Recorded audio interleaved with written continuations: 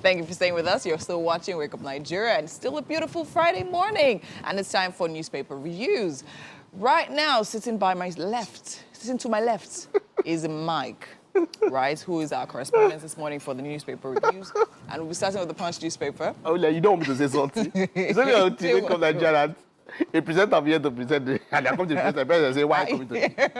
I'm just kidding. Okay, let's take a look at the headlines. Yes, of course. And for the Punch, we have Nigeria's debt jumps by 75% in 3 months, hits 87 trillion naira.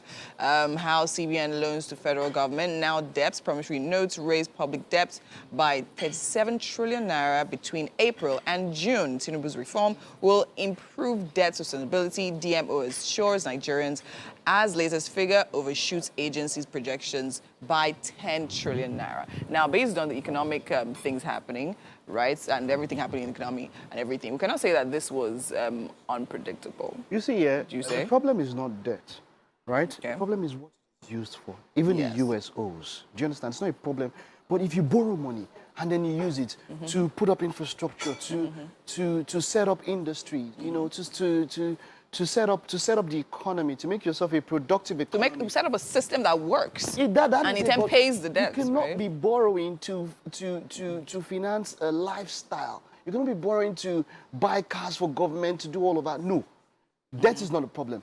What do we do with the money? That is it. That is actually that is the thing. So hopefully things are getting better. We use this money, we put it into the system, we ensure that we have a system, like you said, that works. That works. All right. Now, let's see that. At the bottom of the same Punch, we have Alake has provided quantitative leadership for Egba angelic primates. NURTW president, 21 others arrested for alleged killings.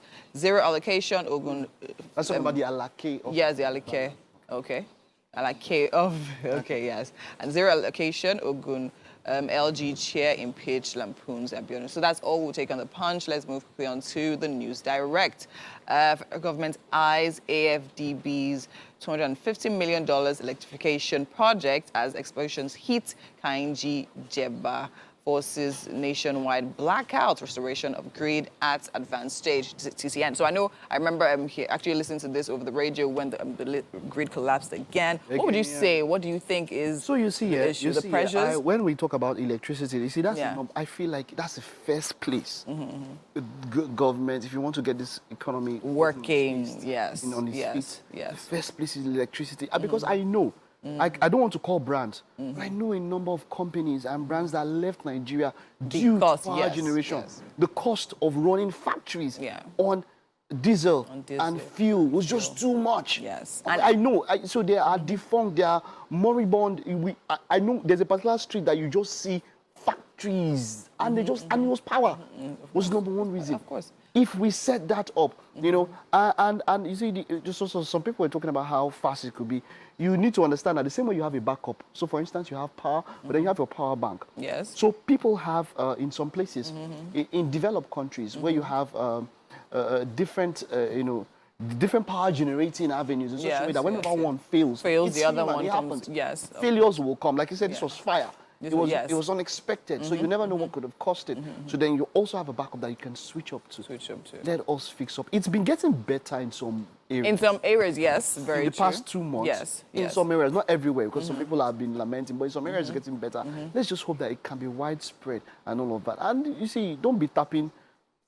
That's one major problem. Exactly. Let me just say this one to all of you.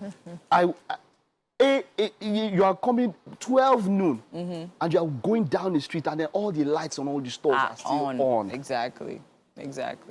So yeah, these are the things. So if we actually try to preserve it, it actually helps and even protect, conserve. It does help. Yes, but then, and when you see where people, when you are liable for what you spend, you will not leave any lights on anyhow. That is why prepaid will always be a better option. And of course, talking about the whole fuel situation, the fuel situation would not be felt by a lot of people if the power was constant and all of that. So I think it's definitely a way to go, stabilization of electricity. So I think that's all we'll take for News Direct. Let's go on to The Nation. We have DHQ police turn heat on oil thieves, economic saboteurs, right? And at the top there we have Adediji replaces Nami as FIRC chair.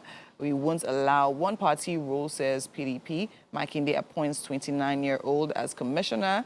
Governors get federal government push on mass food production. Now let's talk about the 29-year-old as a commissioner. Wow. Yeah. What was I doing when I was 29? That's a good age to get into leadership in that and on that level as a commissioner, get to understand the intricacies of politics, and of course get to understand what it means to lead a people and to deliver on a particular mandate. Yes, it's good. I mean, the baton is passing down, so you know.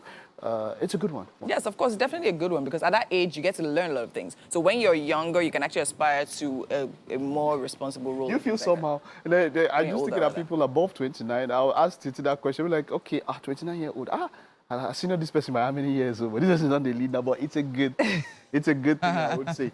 Yeah. So, but we have to round up with that one. Yes. And let Titi answer the question. Titi, how do you feel about a 29-year-old commissioner being a commissioner?